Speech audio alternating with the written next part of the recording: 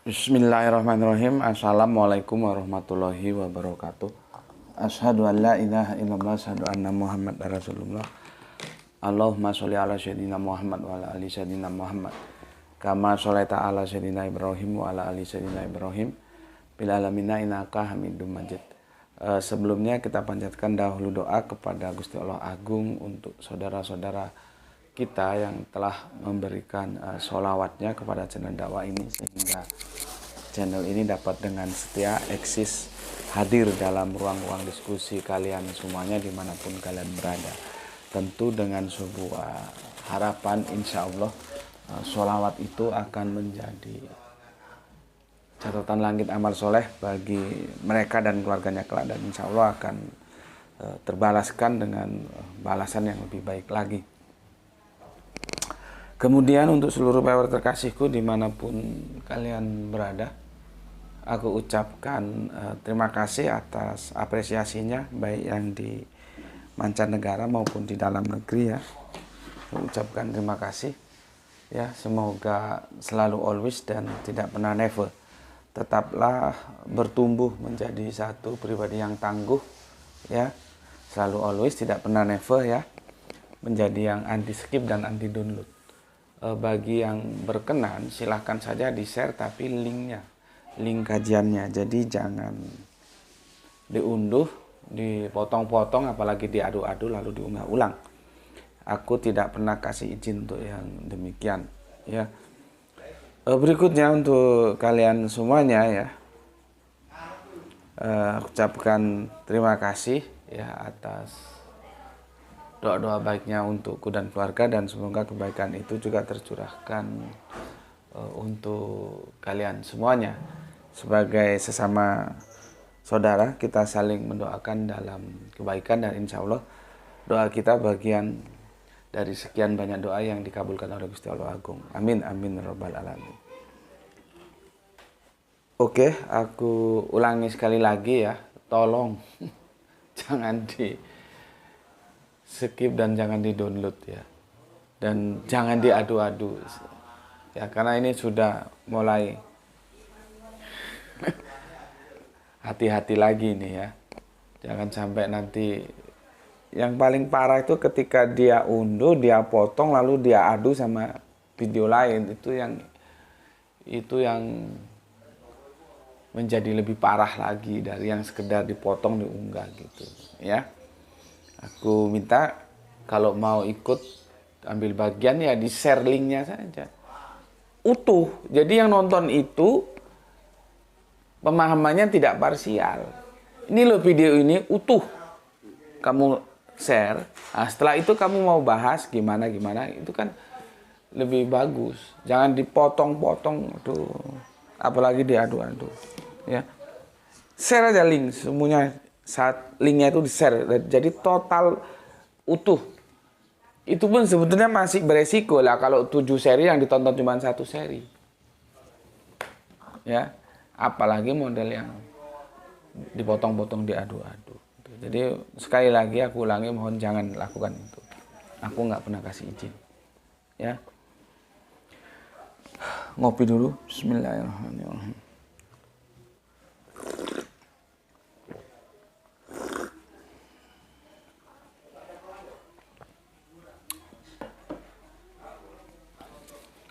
Ini weekend, jadi kita agak siangan ya, lebih sedikit leluasa. Weekend. Itu kameramen kita libur ya, jadi kita bisa agak siangan, tidak ngebut begitu ba'da subuh langsung tancap gas. Ya, ini matahari sudah cerah. Kita masuk seri yang ketiga ya. Tidak begitu menggembirakan, viewernya cuma 263. Padahal tidak semua, jangankan yang awam ya, yang ngaku-ngaku sudah melanglang buana ustadz segala macam dan sebagainya pun menjelaskan ini belum tentu bisa. Nanti ada ustadz ngawur itu, kalau budak langsung tanpa nikah boleh ditumpahi, ustadz goblok. itu bikin malu aja. Islam tuh nggak begitu. Apapun namanya, hubungan kelamin laki perempuan tuh harus lewat pintu nikah. Harus qabil tu nikah. Tapi gue prihatin, ini jarang orang ngerti, powernya cuma 263. Bagaimana otak lu nggak tetap goblok? Dikasih materi kajian yang qualified, entah otak lu nggak mampu nerima atau gimana, gue nggak ngerti. Karena nggak sembarang. Lihat pembicara, lihat itu video semua, ada berapa video? Ada yang bisa jelaskan ini. Ini bukan ilmu sembarangan. Tapi dasar otaknya otak goblok ya, gitu aja. Maunya video-video yang hohohihe. Nah ini kalau ditanyain teman Kristen nggak bisa jawab, bikin malu. Orang kitab-kitabnya sendiri kok ditanyain orang Kristen nggak bisa jawab, bikin malu. Makanya semangat menyerang itu jangan. Ya. Kamu tanya-tanya tentang Kristen, nanti kamu dibalik tanya sama orang Kristen nggak bisa jawab. Bagaimana ini menjelaskannya? Budak itu boleh ditumpai tanpa dinikahi. Nggak bisa jelas no. Tapi dikasih kajian ini cuma 263.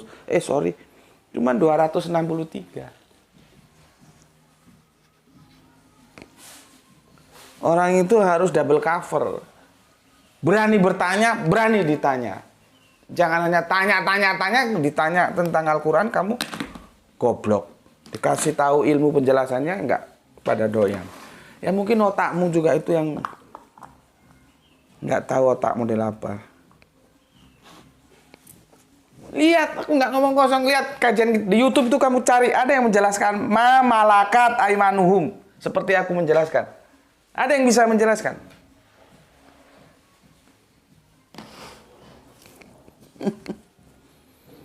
Dasar males belajar, maunya yang hohihe. Bismillah. Kalian tuh belajar, nanti kalau ada orang meminta pertanggungan jawabmu, kamu bisa menjelaskan. Kajian ini ndak gampang. Lihat, aku menjelaskannya harus muter-muter ke sana ke sini, nggak bisa strike karena dia menyangkut segala aspek antropologis budaya, terus akidah, belum lagi sosial, peperangan. Ini harus ditinjau dari berbagai macam sudut. Kan gue bilang, gue nggak ngurus walaupun dia dosen UIN ketika dia menggunakan malakat aimanuhum secara salah, ya gue libas. Walaupun dosen UIN nggak ada urusan, ya. Sekarang coba terima tantangan gue. Ada nggak di YouTube atau dimanapun yang menjelaskan malakat aimanuhum? Kalau ada, kalau kamu jelas, bisa kamu menjawab pertanyaan teman Kristenmu. Bagaimana itu budak? Apa langsung ditumpai aja tanpa nikah?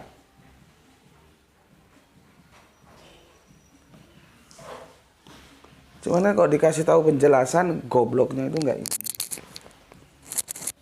Ya.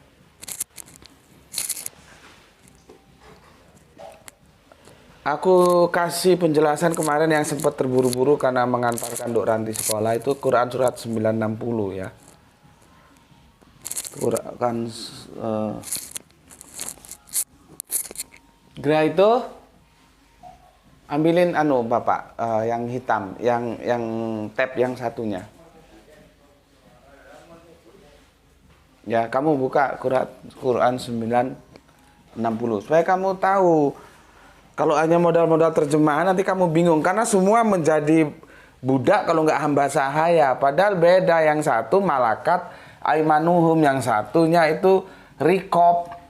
Rikob itu kalau jamak, kalau mufrad dia rakoba. Itu juga budak. Tapi aku memahaminya tawanan perang. Nah, nanti budak dalam Islam itu side effect masalah sosial dari tawanan perang. Karena Islam itu melarang perbudakan. Tidak boleh manusia menjadi serigala bagi manusia.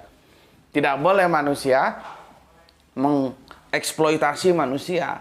Makanya gue bilang, ketika Amerika masih gelap, becek dan bau, Islam sudah mengajarkan bagaimana cara menghormati hak-hak asasi manusia. Itu seharusnya kalau kamu ngerti sejarah Islam, kamu bangga jadi orang Islam. Nek kon ngaji goblok ya nggak ngerti kon. Jadi kamu bisa ngomong seperti gue ngomong, Amerika, lu nggak usah ngajarin Islam tentang HAM. Abad ke-6 Islam sudah berbicara tentang HAM. Nggak boleh. Semangatnya Islam itu membebaskan budak. Artinya perspektif budak dalam Islam itu hanya terjadi karena side effect sosial karena perang. Maka dia menjadi tawanan perang. Gitu loh. Ya. Bukan budaya. Kalau yang lalu-lalu itu bisa budaya, bisa tawanan perang juga. Ya. Ada salah, laporan ke Kanjeng Nabi, lepaskan budak. Ada salah, laporan ke Kanjeng Nabi, lepaskan budak. Jadi semangatnya perbudakan itu harus dihabisi dari muka bumi. Itu Islam. Karena ya penghambaan kita, ya pengabdian kita itu ya tidaklah aku jadikan jin manusia kecuali beribadah kepada dia. Budu, abdi. Abdi itu sebetulnya budak itu tekstualnya abdu. Abdu, ya. Nanti masuk dalam terminologi Jawa menjadi abdi. Kalau di keraton-keraton itu kita main ke Jogja, ke Solo ada yang namanya abdi dalem. Nah, itu bukan bahasa Sanskerta atau bahasa murni dari Nusantara. Abdi itu ya dari Arabian. Ya. Nah, tapi jangan salah paham. Abdi itu beribadah itu dalam artian banyak, bukan hanya mahdo saja. Dalam mahdo, dalam goiru mahdo itu juga ada. Tapi intinya dalam Islam manusia tidak boleh mengeksploitasi manusia. Itu loh. Penghambaan kita, pengabdian kita, itu yang totalitas itu kepada Gusti Allah Agung. Maka dikatakan, tidaklah aku jadikan jin dan manusia, atau aku ciptakan jin dan manusia, kecuali untuk beribadah kepada aku. Nah, nanti beribadah itu luas. Bukan hanya yang mahdo, ada guru mahdo. Ya, jadi kalau mau tekstualnya dia abdi, ya. Cuman kan kalau kita baca, ini kafir-kafir nggak ngerti. Lah kok kafir yang kamu aja ngaku Islam belum tentu ngerti kok. Coba kamu kritik teksnya, ya. Malakat aimanhum terjemahannya apa? Budak, hamba sahaya. Kalau nggak budak, hamba sahaya. Budak, hamba sahaya. Itu ada dua terjemahan yang berbeda. Nanti kamu baca Quran 960, ya. Itu ada lagi apa? Rikob. Ya, rikob itu rakobah, ya. Apa? Budak juga. Jadi masuknya ke kita tetap sama, padahal ini tidak tekstual. Ini menjadi idiom. Kalau mau tekstual ya abdi. Ya. Oke. Sekarang kita lihat surat 960, ya. 9, ini sudah ya.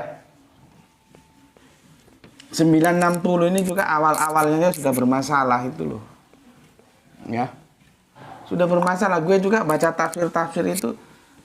Katanya sudah profesor doktor. Masa sih nggak ngelihat? Itu kan yang tertulis sodako, bukan zakat. Gue juga nggak ngerti lah gimana. Makanya kalau gue itu nggak begitu saja. Jadi gue itu yang gue lihat itu faktualnya, bukan gelar profesor, doktor, kiai, haji, ulama. Nggak gue lihat. Gue lihat kerangka berpikirnya ini Qur'ani nggak. Kalau Qur'ani gue hormat. Kalau nggak ya terserah saja orang mau panggil profesor, doktor, kiai, ulama dan tembengnya terserah. Tapi bagi gue biasa. Karena buktinya ini loh surat. Kamu lihat tafsir-tafsir kan ada di Google. Coba ada yang benahi terjemahannya, kan nggak ada. Semua orang bilang zakat, zakat, zakat. Padahal tekstualnya sodako. Nanti zakat ada lagi aturan mainnya. Jadi kalau orang nggak ngerti gue memang dikirain gitu. Ah sombong ini gue. Loh gue bukan sombong, gue percaya diri. Kenapa? Memang sih sombong dan percaya diri itu beda-beda tipis. Gue ini percaya diri. Kenapa? Karena gue belajar. Nanti nggak taat ulama, menentang ulama, akan berhadapan dengan profesor siapa lu? Lalu siapa? Kok siapa lu? Lalu gue tanya, lalu siapa? Ya.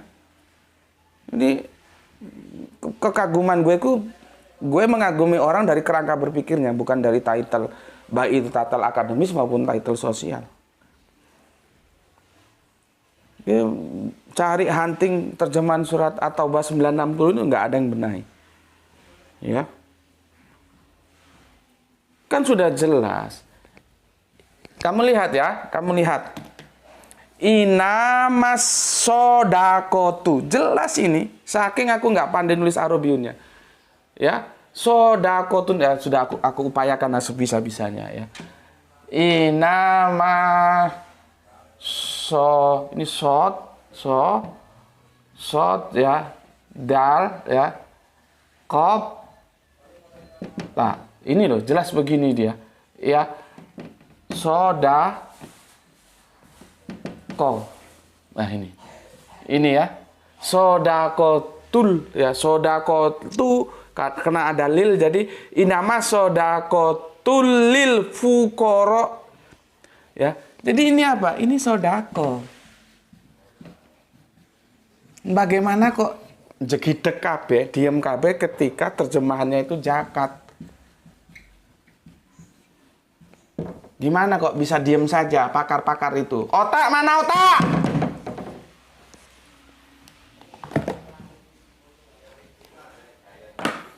Jadi Al-Quran itu rinci. Presisi Al-Quran itu. Dia nggak mau campur-campur. Ini sudah jelas sodako ya sodako. Jangan lu terjemahkan zakat. Nanti zakat ada lagi. Karena zakat dan sodako, aturan mainnya itu beda-beda. Sementara ketika sodako diterjemahkan zakat, diem semua. Gue lihat itu kan ada tafsir tetembengnya itu di Google itu. Itu kacau semua. Yang agak lumayan nih gue kasih tahu. Yang agak mending lah ya, agak mending tuh kalau lu buka ini. Ini agak mending dibanding yang lain-lain. Yang ini. Yang ini agak mendingan lah yang ini. Ya. Jadi seperti yang gue bilang tadi, nggak ada urusan gue mau titel pakai titel akademis, titel sosialis, yang penting kerangka berpikirnya. Kerangka berpikirnya bersandarkan Al-Quran, oke. Kalau enggak. Sudah jelas sodako kok diterjemahkan zakat, apa enggak kacau? Ya. Oke. Sodako iwal masakin ya. Wal amalin alaiha wal mul alafati kulubuhum wa fi rikob. Oh, udah gue hapus. Ya. Rikob. Ya. Rikob wal ghorimina wa fi sabilahi wa bis sabil faridotan minamlawallahu alimun hakim. Lihat ini. Ini si penterjemah sudah melakukan exegese. Enggak exegese dia. Karena dia menundukkan teks, dia tidak tunduk terhadap teks. Sudah jelas sodako kok dijakatkan. Sodako ya sodako. Mau alasan apapun gua tolak. Nggak usah pakai alasan. Gua tolak pasti. Karena sudah teksnya ada. Sama dengan Jalikal kitabul la raiba fi. Sudah jelas-jelas jalika kok. Kalau mau ini kan pakai hada. Maka alasan apapun gua tolak. Jangan main-main alasan sama gue. Gue orang yang paling ketat tunduk terhadap teks. Tapi ya gue hargai, terserah aja kalau lu mau gitu. Tapi gue nggak laku bagi gue gitu-gitu. Gue harus tunduk patuh terhadap firman Allah. Terhadap teksnya begitu ya begitu. Jangan dirubah-rubah. Ya. Nah, kemarin sudah aku jelaskan rikop ya. Jadi begini aku terjemahkan dulu ya. Sesungguhnya sodako itu ya, aku langsung dekonstruksi, bukan zakat lagi. Sesungguhnya sodako itu hanyalah untuk, berarti kalau sudah hanyalah untuk di luar itu boleh nggak? Ya, hanyalah untuk orang-orang fakir, ya, orang-orang miskin, ya, ambil zakat. Ini juga ambil zakat.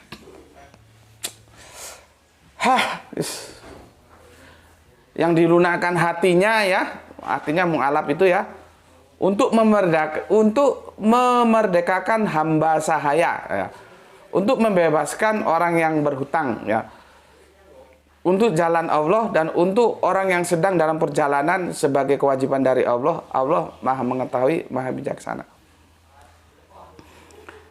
Ini semua, ini kan masalah-masalah sosial ini, ya. Masalah-masalah sosial yang itu efek dari peperangan, ya.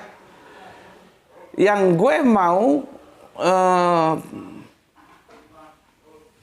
jelaskan itu rikopnya kemarin. Rikop itu memerdekakan, tapi di sini menjadi budak. Tapi ya sebetulnya salah amat sih enggak.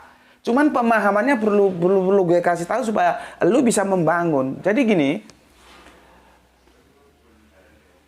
sejak dahulu kala ketika terjadi peperangan itu masalah tawan menawan itu sudah menjadi sunatullah. Ya memang jadinya begitu ketetapan.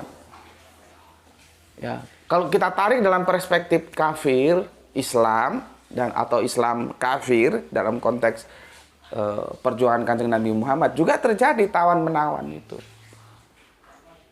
ya, bahkan menantunya sendiri tertawan gitu, ya, itu terjadi. Gue kan sudah bilang semua keuangan, ya, keuangan itu yang diambil dari zakat, sodako, ya, tatawu dan segala macamnya itu dari rakyat. Paham ya? Dikelola oleh negara. Nanti ada bidang-bidangnya sendiri itu jelimet itu. Waktu aku diajarkan itu cukup asik itu. Nanti pendidikan juga begitu. Jadi Islam itu punya metodologi pendidikan sebetulnya. Cuman kita nggak ngerti karena nggak mau belajar. Ya.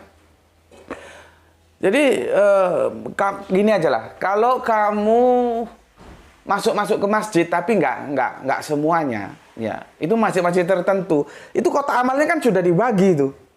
Ini untuk yatim piatu, ini untuk pembangunan, ini untuk apa gitu. Kan sudah dibagi. Di Departemen Keuangannya Kanjeng Nabi dulu, gampangannya gitulah ya, Departemen Keuangan. Itu juga nanti begitu. Ada pos-pos tertentunya, Gitu ya. Ini kita berbicara tentang sodako. Ya. Ketika kita perang, ya kan dilarang sama Islam. Mundur ke belakang itu dilarang. Kecuali siasah. Jadi musuh jangan dicari. Kalau ada kita nggak boleh lari. Gitu. Jadi semangat tempur itu begitu terjaga dalam Islam. Oh nanti anakmu gimana, istrimu gimana? Ya.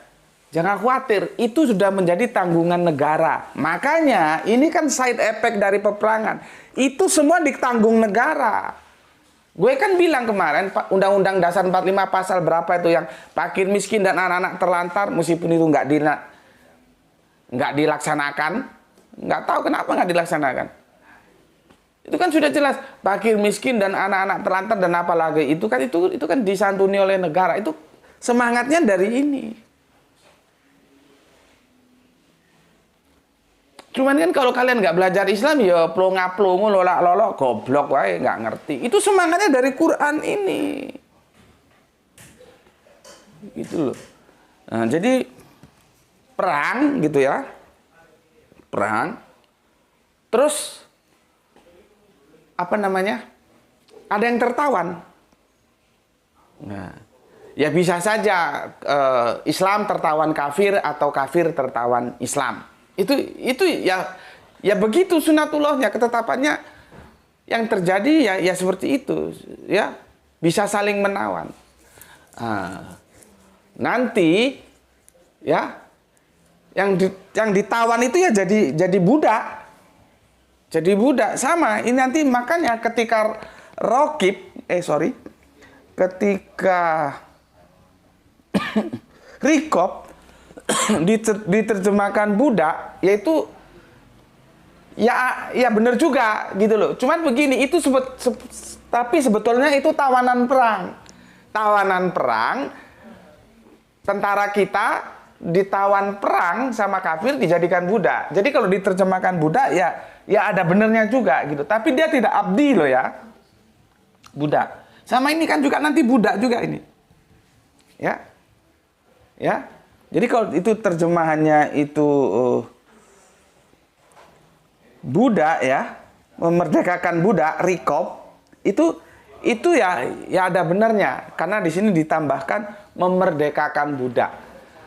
Itu sebetulnya tawanan perang, karena kalau ditawan jadi budak, tentara Islam ditawan kafir ya jadi budaknya kafir, tentara kafir ditawan Islam ya jadi budaknya Islam, gitu.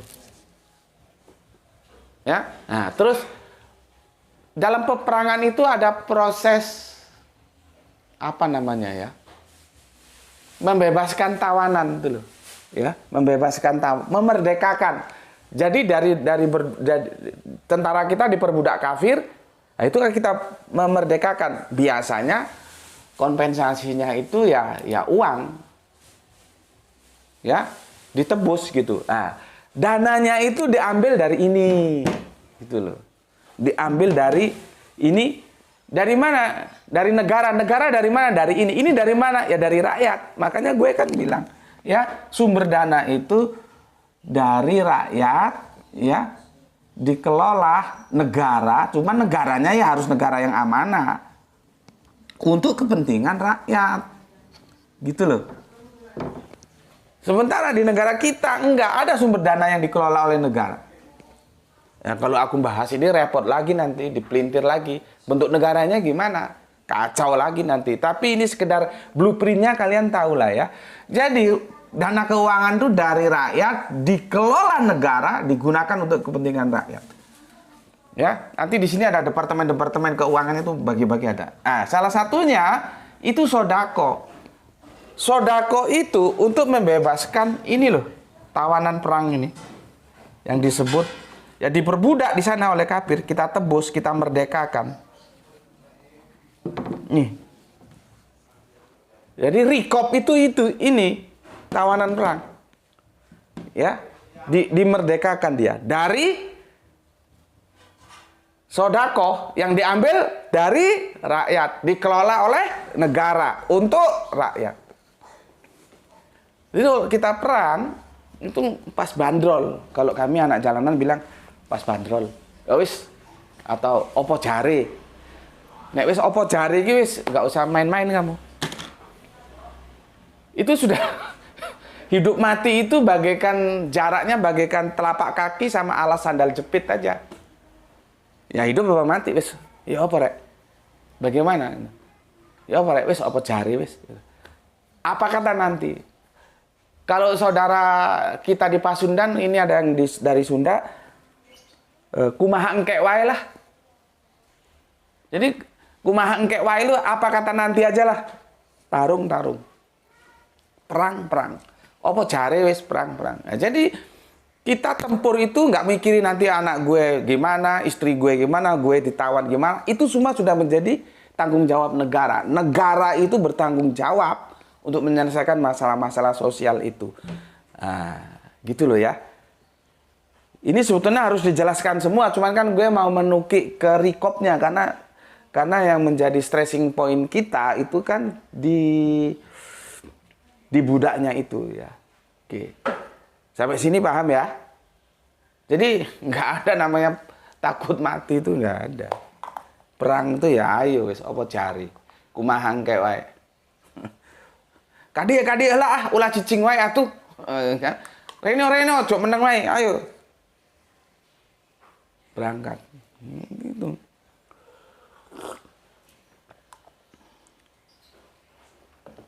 Ya. Ada yang menjelaskan ayat ini seperti itu? Ada? Kamu pernah ngaji di mana, sama siapa, kapan? Ada nggak yang jelaskan seperti ini? Cuman ini ngeri-ngeri sedap kalau dibahas. Nanti salah persepsi orang, dipuntirnya nanti mau bentuk negara baru. Ya. Oke. Jelas ya? Jadi di surat 960 At-Taubat itu konsepnya itu konsep bagaimana menangani masalah-masalah sosial efek dari peperangan. Itu satu. Yang kedua, ya, budak dalam perspektif Islam itu side effect, salah satunya side effect dari peperangan. Karena nanti ada janda-janda dan anak yatim. Pernikahan juga itu begitu, wasulasa waruba itu konsepnya kan menyelesaikan masalah sosial karena ditinggal bapaknya perang dan syahid. Ya. Bukan wah, pokoknya gue mau nikah aja lah 1 2 3 4 gue nikah. Lihat dulu duduk permasalahannya, goblok. Apa behind screen-nya itu? Ya. Jelas ya? Oke, ini gue hapus. Nah. Sekarang aku mau ajak kamu ya ke perjanjian lama ya. Gak usah banyak tanya dulu, ikuti dulu supaya kamu tahu ya. Gak tahu ini jadi begini bahasan kita. Iman itu bisa memutus perkawinan. Jadi masih ini, tapi aku perlu data ini supaya kalian tahu nanti. Jadi jangan lagi ngomong, loh itu kan bersuami. Ya. Kok dinikahi? Lihat penjelasannya. Nanti kamu akan tahu. Ya. Oke. Mungkin beginilah ya. Ini subnya. Subjudul. Iman itu bisa memutus ya perkawinan.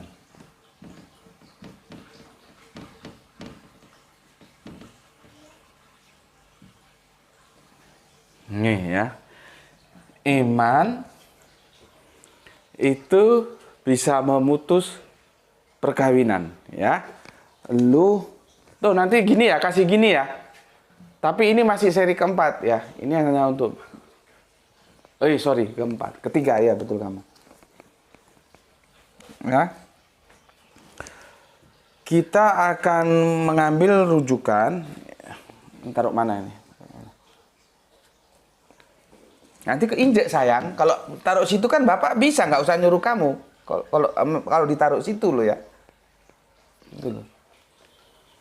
Kalau injek kan mahal, itu 2.700.000 itu belinya tab itu. Bukan barang murah. Ya. Aku akan nukilkan ya. Itu tajuknya itu begini. Dina Sikem. Ya, Dina Sikem. Itu kejadian 34 ya. Kejadian 34 ini perjanjian lama. Ini kalau nggak dibaca semua nanti kalian nggak paham. Ya. 1 sampai 31 cukup panjang ya. 1 sampai 31. Cuman karena ini bentuknya cerita, aku akan baca nanti aku jelaskan. Ya. Oke. Sebelum ke sana, aku bacakan dulu komentar yang masuk dari kalian semuanya ya.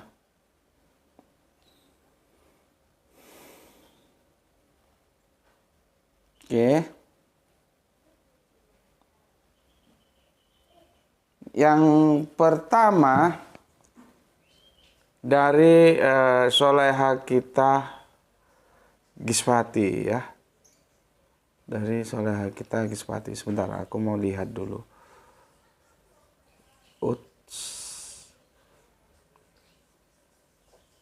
Bener nggak ini Giswati? Oh, sorry. Dari orang asing. Oh, enggak. Dia berubah lagi Giswati. Gini. Bismillahirrahmanirrahim. Giswati ya, alhamdulillah hadir Tuan Guru, baru sempat nyimak salam Isra dari Palu. Oke, salam Isra juga untuk semua saudaraku yang ada di Palu. Ya, mungkin karena kesibukan ya, jadi baru kini bisa ngaji ya. Kita terbang ke Dubai, ada Lai Saragi ya. Usman Kam. Assalamualaikum, Waalaikumsalam. Dubai izin Gus mengikuti kajian di pagi yang 46 derajat ini. Waduh, pagi 46 derajat lah, siang hari berapa derajat? Gak usah pakai baju, wis kepanasan. Guru dan saudara-saudaraku, kalau mau ke Dubai ketemu dinginnya, datanglah pada November hingga Januari. Oh begitu ya. Maksud hati sih ingin, cuman yang untuk beli tiket nggak ada. Kalau gue itu ingin Makkah, Madinah langsung masuk Yerusalem. Jadi langsung tembus ke Israel sana. Kalau punya duit sih ya. Jadi naik haji, Makkah, Madinah langsung tembus Yerusalem. Masuk ke tembok ratapan nanti. Alhamdulillah aku sehat Gus. Walaupun sendiri di negeri padang pasir ini, insya Allah aku tetap banyak saudara muslim dari berbagai negara. Pakistan, India, Bangladesh, Nigeria, Sudan, dan Uganda. Semua bisa terjalin karena adanya satu tempat yang dapat menyatukan hati kita sebagai muslim, yakni masjid. Ya. Doaku semoga guru juga saudara-saudaraku yang ada di channel dakwah ini tetap sehat bersama keluarga. Amin amin ya rabbal alamin. Salam Islam rasional, Usman Saragi, Dubai, UAE. Oke, mau lete godang Tuhan muna sudiate laiku lai Usman Saragi. Ya, terima kasih banyak, terima kasih banyak. Salam Isra untukmu dan untuk semua teman-teman yang ada di sana. Kemudian Bapak kita, Bapak Abdul Muluk dari Sedang Jenyimak Gus, salam Isra. Semoga sehat selalu dan diberikan rezeki yang berkah. Amin, amin ya Rabbal alamin. Oke, salam Isra Pak G untuk semua keluarga ya, istri, anak-anak, cucu-cucu tercinta ya. Semoga selalu dalam ridho Gusti Allah. Kita lanjutkan Kang Saran Gipari menyimak begitu tayang komen ketiga. Selamat pagi Gus Betik dan semua viewer channel ini. Mantap atur nuhun aya karedok di ditunya. Aya karedok, abdi mah hayang karedok. Karedok itu seperti apa ya? Seperti gado-gado atau seperti pecel ya? Bahannya seperti itu ya. Oke, atur nuhun. Terima kasih Bandung Utara bagian Barat Kang Saran Gipari ya. Salam Isra juga untukmu. Kemudian Kepo Mania Randu Belatung. Nyimak selalu kawan. Oke, terima kasih. Apa kabar Blora ya. Randu Belatung itu daerah Blora. Salam Isra untukmu saudaraku. Kita terbang ada orang asing, Kang Mas orang asing. Yang jadi tawanan perang itu suami Umi Kulsum Gus. Oh iya, mantap, mantap. Terima kasih. Terima kasih atas informasinya. Itu romantikanya mantap sekali tuh kalau kita baca ya. Karena terjadi pertarungan antara asmara dan akidah.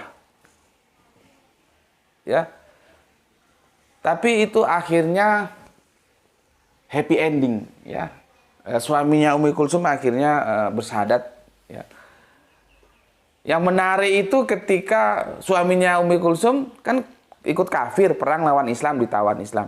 Ditebus sama Umi Kulsum. Nebusnya pakai seperti emas atau giwang atau gelang atau apa gitulah ya. Begitu diterima kan Suma itu harus laporan ke Kanjeng Nabi sebagai panglima perang. Jadi Nabi kita itu bukan Nabi panglima di atas meja, bukan. Panglima meja oke, panglima lapangan juga oke, tempur juga oke. Nabi kita itu begitu. Jangan kamu anggap hanya panglima di atas meja kalkulasi ya enak. Tempur ke lapangan juga oke. Itu Nabi kita. Gagah orangnya, pemberani, sportif. Laki itu begitu. Jadi jangan kamu bayangkan Nabi Muhammad itu hanya kasih komando terus dia duduk-duduk leha-leha atau kalau sekarang itu iya dia panglima, dia jenderal, tapi jenderal di atas meja nggak pernah tempur lapangan itu namanya. Jenderal kaleng-kaleng. Ya. Panglima kaleng-kaleng. Nah, ketika dilapori oleh sahabat, ketika suaminya Umi Kulsum ini mau ditebus, itu putri tercintanya Kanjeng Nabi ya. Jadi ada siapa itu putrinya yang dinikah Ali itu ya, sahabat Ali ya. Fatimah Az-Zahra, Fatimah ya, ada Umi Kulsum. Ini yang Umi Kulsum. Kanjeng Nabi dikasih tebusannya, Kanjeng Nabi ingat, ini perhiasan istriku. Ya jelas perhiasan istrinya, karena istrinya Bunda Khadijah mamanya Umi Kulsum gitu loh. Untuk nebus suaminya. Itu berat itu. Ya, waduh, romantismenya itu kalau disinetronkan itu bagaimana ya? Cari sutradara yang tangguh, misalkan Kang Eros Jarot, atau dulu ada sutradara tangguh itu Teguh Karya. Jangan sutradara yang ngecek-ngecek. Pemerannya juga harus yang tangguh. Itu benar-benar, waduh, menyayat hati ya. Karena pertarungan antara akidah dan asmara. Pilihannya milih akidah atau asmara. Yang menariknya lagi itu nanti satu ketika si suaminya Umi Kulsum itu ke Madinah atau mana gitu, dia kan minta perlindungan, dilindungi. Dan Nabi bilang perlakukan dengan baik, subhanallah. Islam itu begitu. Meskipun musuh minta perlindungan, dilindungi dan diperlakukan dengan baik. Itu orang Islam, bos, punya aturan main. Dia menghargai kemanusiaannya meskipun kafir.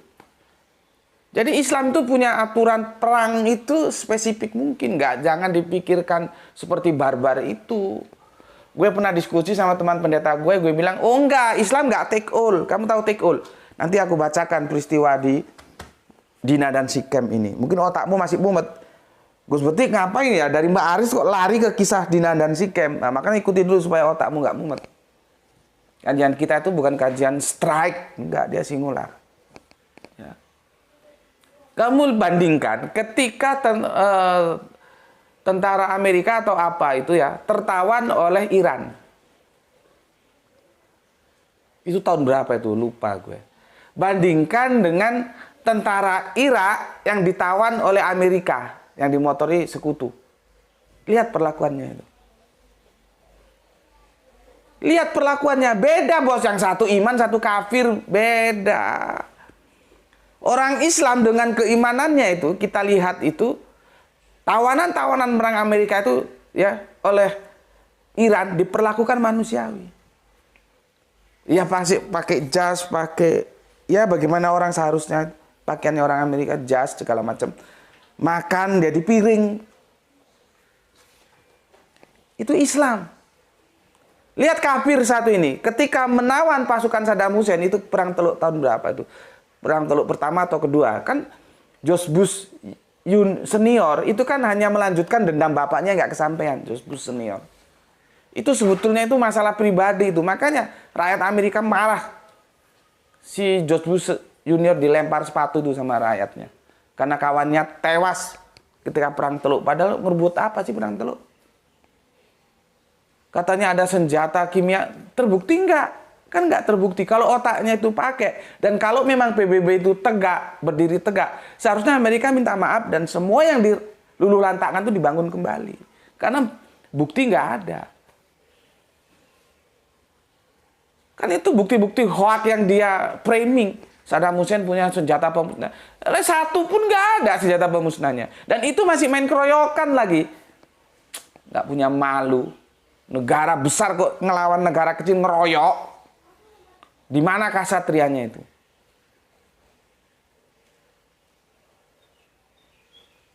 Kasatrianya itu di mana? Kok nggak malu gitu. Ya. Makanya perang-perang itu tidak semua yang dilakukan oleh pemerintahan Amerika itu disetujui oleh rakyatnya. Enggak. Rakyatnya juga itu sebetulnya enggak setuju. Ngapain perang-perang ngurusin negara orang, nyampuri negara orang. Cuma itu tadi, dendam kesumat bapaknya, George Bush senior belum tuntas. Masa kepresidenannya selesai sudah. Kan cuma 2 kali di sana kan. Ya. Atau pada waktu itu kalah atau gimana itu ya. Sudah nggak jadi presiden, dilanjutkan oleh anaknya. Perlakuan mereka terhadap tentara-tentara Saddam Hussein yang itu tertawan, kamu lihat. Disuruh baku telanjang, baku tumpuk, masuk no ruangan. Mana retak manusiawinya? Bandingkan dengan Iran. Jadi orang Islam dengan orang kafir memperlakukan tawanan itu beda-beda. Makanya ketika aku diskusi sama pendeta, dia bilang, kan pendetanya kan membaca perjanjian lama. Memang perjanjian lama itu kalau perang itu take all. Ya kalau aku menjelaskan sih, ya mungkin dulu aturannya begitu, tapi setelah bisa saja begitu. Tapi di Islam tidak boleh begitu. Ya, pohon aja nggak boleh ditebang, rumah ibadah meskipun itu bukan masjid, pokoknya rumah ibadah tidak boleh diganggu. Orang tua, anak-anak tidak boleh. Jadi kasatria gagah. Lu tentara, gue tentara, ayo kita baku bunuh. You apa gue yang mati. Gitu. Nggak ada ternak segala macam dihabisi atau enggak. Ya. Nah, begitu juga suaminya Umi Kulsum itu ketika minta perlindungan, dilindungi. Gitu ya. Nah, sebetulnya aku mau menjelaskan ya tentang suaminya Umi Kulsum yang ditawan ya. Pada peperangan itu, tawan-menawan itu sudah menjadi hal yang lumrah. Gitu ya. Karena nanti ini kita akan menyasar ke sana. Ya. Oke, kemudian ditebus. Kanjeng Nabi mungkin ya gimana ya. Tapi Kanjeng Nabi enggak terus semau-maunya, enggak. Dia tetap mengembalikan, sudahlah kalian selesaikan gitu. Bagaimana seharusnya diselesaikan. Enggak karena, oh ini mantu gue, kasih bebas. Enggak begitu. Ya. Jadi tetap taat terhadap aturan. Ya. Oke, terima kasih orang asing ya. Aku nggak tahu tuh baca kisahnya di catatan mana itu, aku lupa sudah. Kemudian Kang Joanto, Assalamualaikum warahmatullahi wabarakatuh. Izin ikut ngaji gue salam misrake, salam misra juga untukmu. Sabdo Pandito Ratu, terima kasih Irfan Al-Akbar telah memberikan deskripsi begitu jelas, begitu rapi, ya. Silahkan dipelajari itu ya. Jadi begitulah yang disebut Sabdo Pandito Ratu ya. Terima kasih untuk Irfan sudah membantu mendeskripsikan ya. Pandito Ratu, pendeta, raja ya. Seorang raja yang sudah memiliki kesadaran dan kedalaman spiritual yang sangat tinggi. Biasanya seorang raja yang sudah pensiun dan mendalami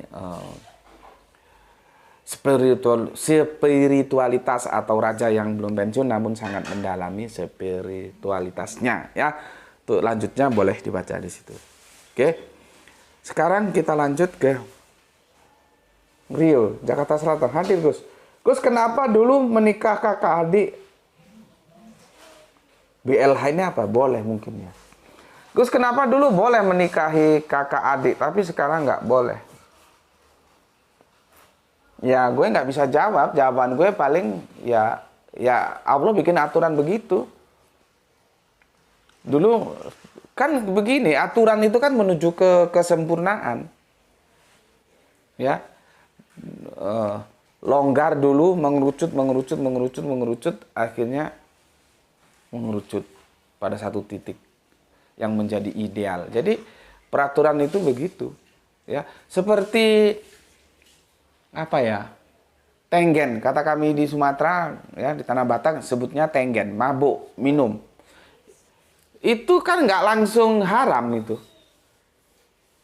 Ya, orang Arab itu kalau minum itu bukan sekedar minum, begitu mabuk itu untuk mandi sama mereka. Ceritanya begitu. Karena apa? Mereka bikin sendiri. Lah kalau kita, khususnya zaman-zamanku dulu, bagaimana mau mandi vodka, bagaimana mau mandi whisky, bagaimana mau mandi topi miring, bagaimana mau mandi figur cap orang tua. Orang beli untuk diminum aja kadang-kadang duitnya nggak ada. Ya, terus daun kecubung yang dimainkan. Ya, kalau aku dijelaskan oleh almarhum Bapak Kiai Haji Jainuddin MZ itu kalau sudah mabuk itu ya untuk mandi sekali. Karena mereka bikin fermentasi sendiri dari buah kurma ya kalau nggak salah gitu. Ya. Nah itu aturannya kan bertahap. Nabi nggak langsung bilang haram, enggak. Itu bertahap dulu, bertahap. Karena apa? Itu sudah membudaya. Gue kadang-kadang terpesona juga budaya mabok, minum itu sebetulnya pertama kali itu bangsa mana ya? Ya, seperti merokok. Merokok itu yang pertama kali merokok itu bangsa mana ya? Itu kan menarik dan itu sulit diganukan, dijelaskan karena masing-masing punya jawabannya sendiri-sendiri. Secara umum sih orang bilang, oh itu dari orang Indian. Jadi tobacco itu artinya merokok itu bahasa Indian. Siapa? Vasco da Gama atau siapa itu yang mencari India kesasar ke Amerika ketemu orang Indian. Ngerokok itu namanya tobacco. Makanya terus menjadi tembakau. Masuk Jawa menjadi mbako gitu loh. Itu ngerokok. Kalau kita lihat itu sejarah itu ya merokok itu awalnya budayanya orang Indian. Kalau lewat itu, cuman kan Cina juga sudah ada, Arab juga sudah ada. Dari mana sebetulnya merokok itu awalnya? Begitu juga minum tuh, budaya minum tuh dari mana sebetulnya? Ya. Jadi orang Arab begitu, itu sudah menjadi budaya, lekang dalam kehidupan mereka, maka nggak bisa langsung haram, nggak, dia bertahap, peringatkan, ya. Terus nanti ketika baca ya ayyuhal kafirun itu kan berputar-putar nggak selesai karena lagi tenggen sholat, ya kan ada cerita kan begitu ya. Tapi nanti hati-hati antara khomer dan sukaro itu beda. Khomer itu noun, isimnya. Kalau sukaro itu sifatnya. Kita sholat dalam keadaan sukaro nggak boleh. Jadi begini, sukaro itu mabuk. Ya, jadi kamu yang kamu baca nggak ngerti. Karena kamu dalam kondisi nggak sadar mabuk. Itu sifat sukaro itu. Kalau khomer itu kan benda, isimnya dia. Jadi bendanya itu khomer, sifatnya itu sukaro.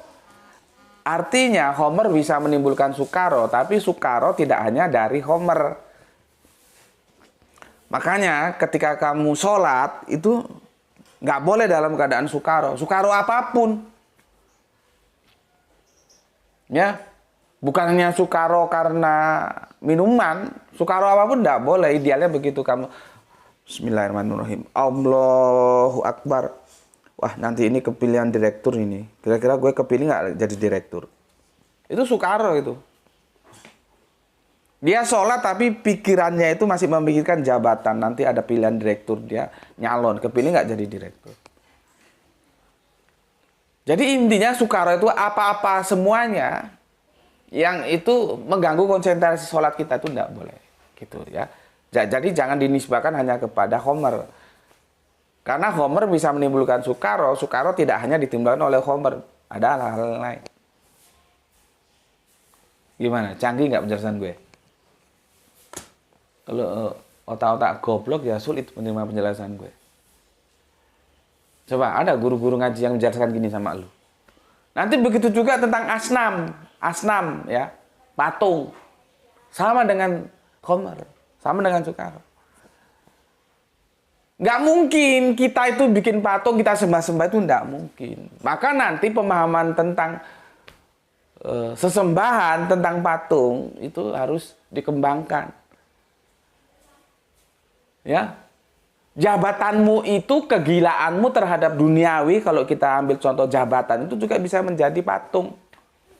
Jadi jangan dipahami patung seperti patung harapiah terus bikin patung. Mana mungkin kita sekarang otak sudah beres kok masa mau gini-gini sama patung. Ya nggak mungkin. Itu nantilah ya.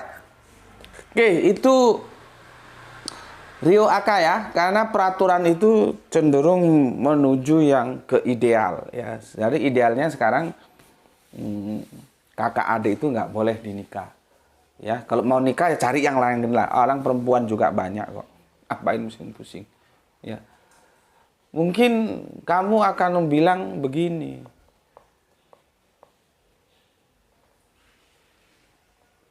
Terus bagaimana kalau misalkan populasinya itu belum ada gitu.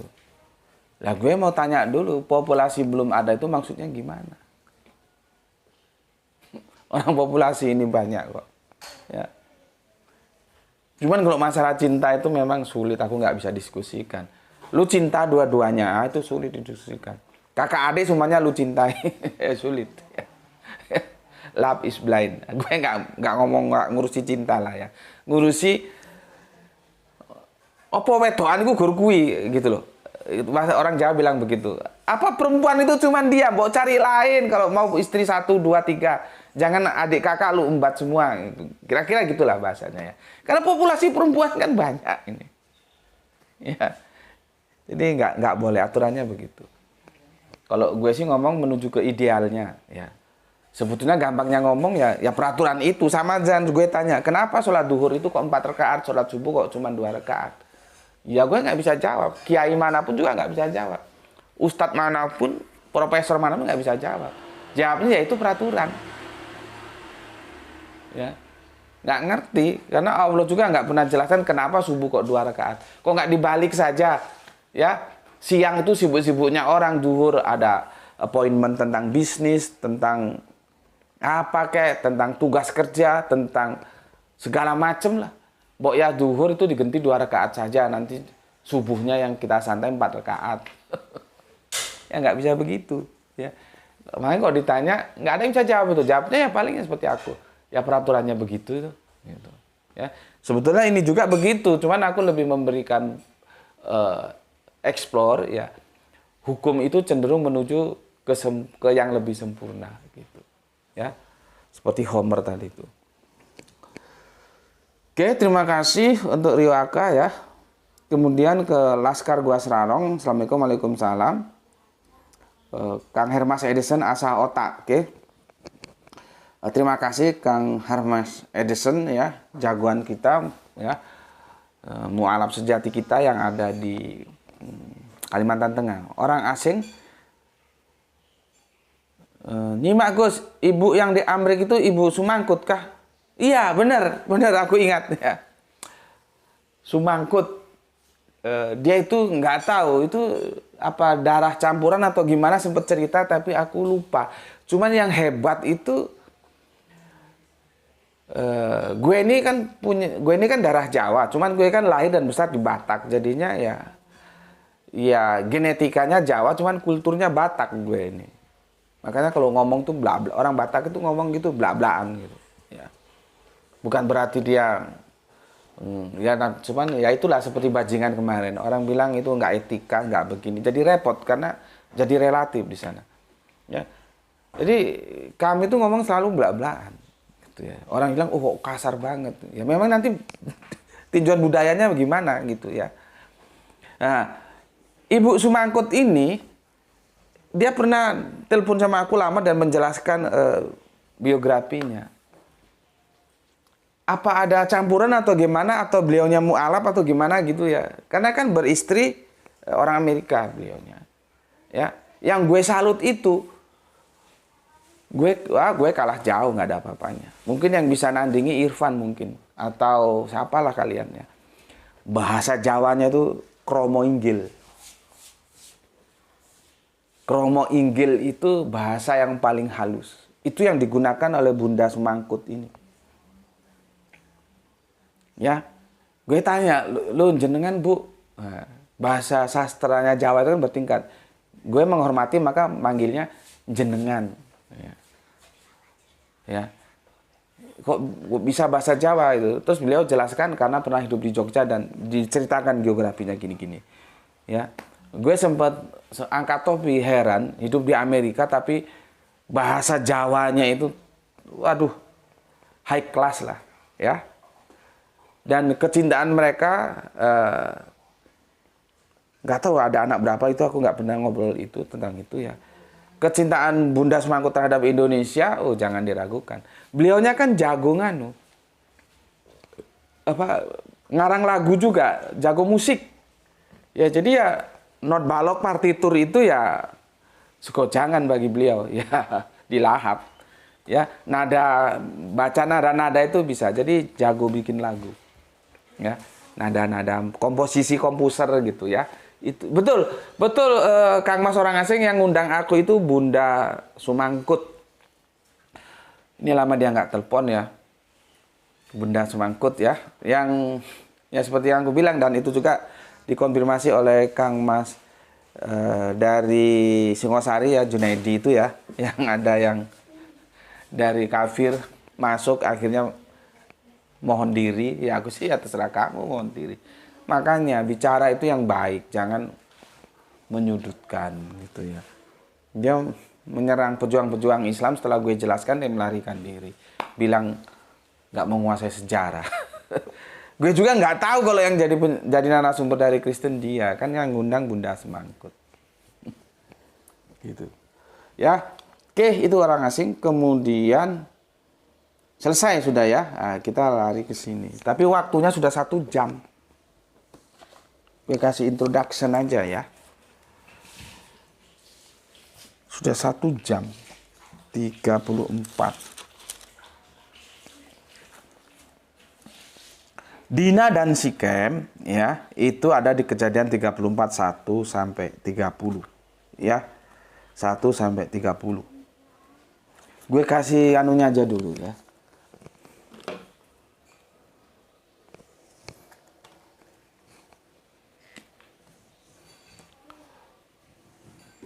Ada Ribka, ini sejarahnya supaya tahu dulu. Ribka ini kan bersaudara dengan Laban.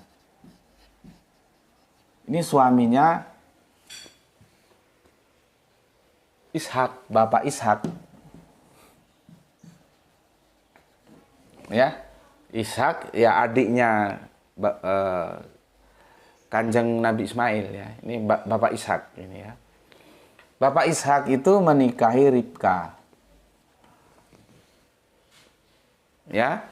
Ribka punya saudara laki-laki Laban. Ini punya anak Esau dan Yakob. Ini gue giniin aja supaya nanti kalau gue baca langsung ke kitabnya panjang ya. Ya, Esau dan Yakob. Ini terjadi apa namanya ya? Persaingan tidak sehat antara Esau dan Yakob, ya. Terjadi hubungan yang disharmonis, maka nanti terkenal dengan semangkuk kacang merah. Tragedi semangkuk kacang merah. Yaitu hak kesulungan. Ini yang sulung. Ditipu oleh Yakob, diganti dengan semangkuk kacang merah. Terjadi rivalitas.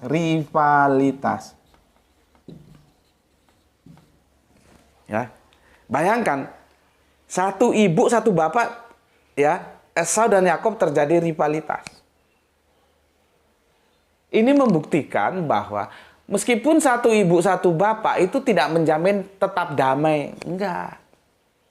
Jadi jangan menggunakan alasan ya poligami Bapak Ibrahim ya, Bapak Ibrahim itu kan ada Bunda Sarah, ada Bunda Hajar, nanti ada Ishak ya, anak kedua, Ismail anak pertama.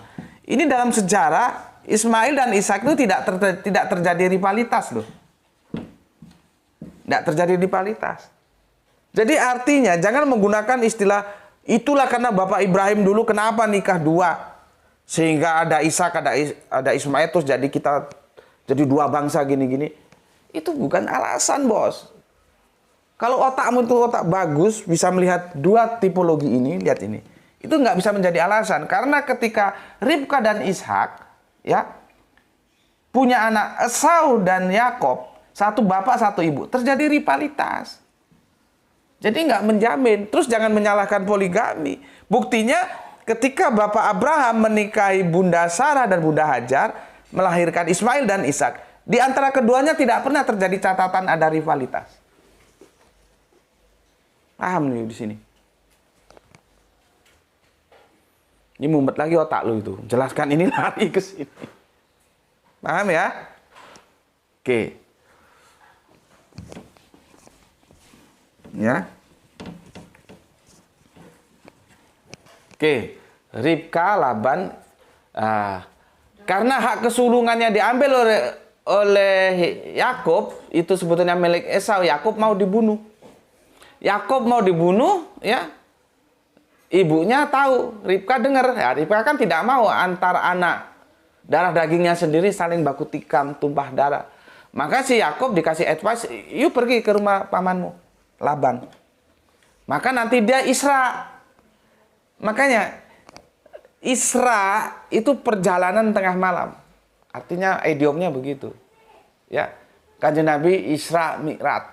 Isra yang kita bahas Isra'nya. Dia berjalan. Jadi kalau kita baca ya di kitab Kejadian, Kanjeng Nabi Yakob cikal bakal Yahudi Israel. Ini Isra dia. Kemana? Ke rumahnya Laban. Berjalan di tengah malam. Ya. Ya. Oke. Ya. Sudah ya ini ya. Oke, aku hapus ya.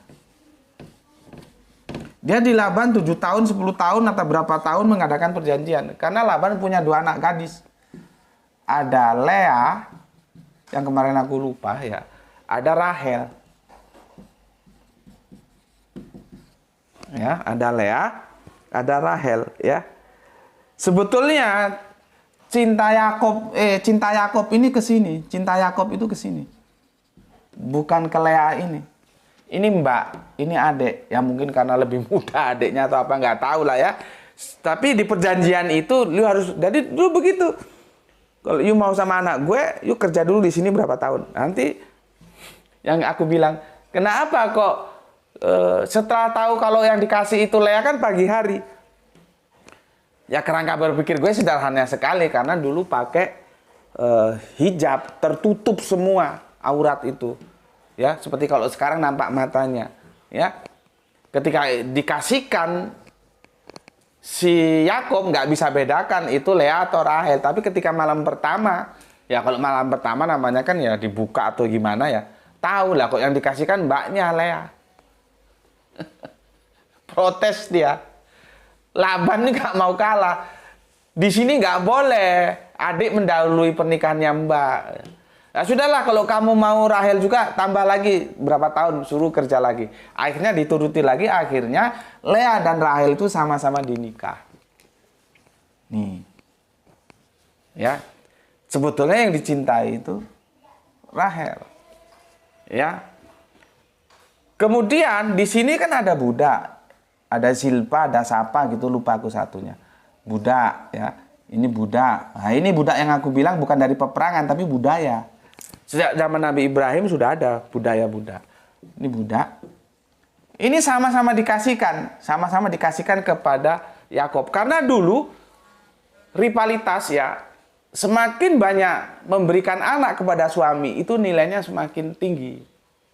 Maka terjadi rivalitas juga antara Lea dan Rahel. Maka ketika Lea sudah kasih anak kurang puas, budaknya dikasihkan lagi kepada suaminya suruh nikahi ya. Oh, Rahel nggak mau kalah. Dia punya budak juga, dikasihkan juga kepada suaminya. Akhirnya suaminya Bapak Ishak punya istri 4. 2 orang merdeka, 2 dari budak. Ya, pahami dulu di sini ya. Nanti kalau dari Lea ini ada Dina. Nanti kita akan ke Dina. Ya. Kalau Nabi Yusuf itu dari Bunda Rahel sini, Yusuf dari sini. Sorry. Kalau semuanya ada 12 ya, minus Dina. Sini ada Yusuf. Jadi kanjeng Nabi Yusuf dari garis Bunda Rahel. Ya, dari yang cinta pertamanya kira-kira gitu ya. The peace love is blind. Ya.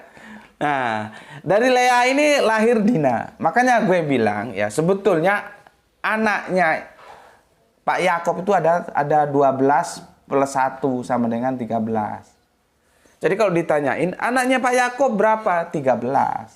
Keturunannya berapa? 12. Itulah suku Israel atau bangsa Israel. Karena nanti namanya berubah menjadi Israel. Kenapa kok cuma 12? Kenapa Dina nggak dihitung? Karena Dina itu cewek. Jadi perhitungan keturunan itu dari genetika kelamin alias patriark, bukan matriark. Makanya Dina nggak dihitung. Itu cara membedakan anak dan keturunan. Walaupun ya, makanya kalau mau itu pun kalau benar Bunda Hajar itu budak. Kan gue sudah jelasin, nggak mungkin raja kok ngasih budak. Raja Mesir itu raja terkenal, masa ngasih budak? Karena pemberian cenderamata itu akan mewakili keagungan yang memberi. Gitu loh. Ya. Itu kalau bahasa sekarang apa sih? Gratifikasi atau apa gitu ya. Pemberian karena jabatan. Ya, masa raja terkenal ngasih budak? Cuma kan opini mengatakan Bunda Hajar budak. Ya sudahlah, oke, kita lewati aja dulu, kita bypass. Bunda Hajar budak. Terus kalau Bunda Hajar budak, itu mau ditembak lagi, Ismail tidak punya hak untuk melanjutkan perjuangan bapaknya karena dia anak budak. Oh, nggak bisa begitu, bos. Ismail itu keturunan karena dia laki-laki. Itu akan dimentahkan oleh ini. 12 anak Israel itu ada yang dilahirkan dari budak. Bilha dan Zilpa kalau nggak salah ya. Bilha dan Zilpa itu budaknya Lea dan Rahel. Tetap aja dihitung sebagai keturunan. Karena apa? Keturunan dilihat dari jenis kelamin, bukan dari mamaknya budak atau orang merdeka. Nggak begitu. Ngerti? Ini membantah. Makanya kalau ketemu apa lo kita akupulit klasteri, ya, mau menyerang Bunda Hajar, ya, itu sebetulnya antara saja. Nanti menyerang Kanjeng Nabi Ismail. Setelah itu menyerang Kanjeng Nabi Muhammad. Setelah itu mau menganulir Islam. Kan poinnya ke sana. Makanya kamu harus bisa menjelaskan. Kalaupun tetap dianggap budak Ibunda Hajar, oke lah, nggak masalah. Padahal belum tentu budak kan. Jelaskan seperti aku menjelaskan ini. Jadi garis keturunan itu dilihat dari genetika kelaminnya, bukan dari ibunya orang merdeka atau budak. Buktinya apa? Israel. Gitu.